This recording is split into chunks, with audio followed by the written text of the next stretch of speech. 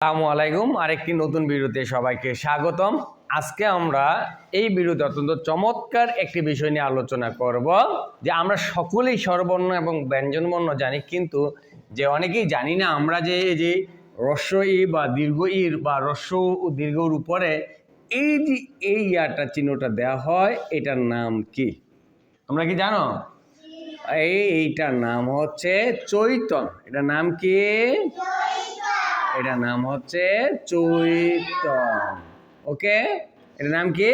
তাহলে আমরা যখন দীর্ঘ ই লিখব, হ্রস্ব উ লিখব, তাহলে এই যে উপরে এই অংশটা লেখা হয়, এই অংশটা লেখা হয়, টান দেওয়া হয়, এটার নাম হচ্ছে চৈতন। এটার নাম কি?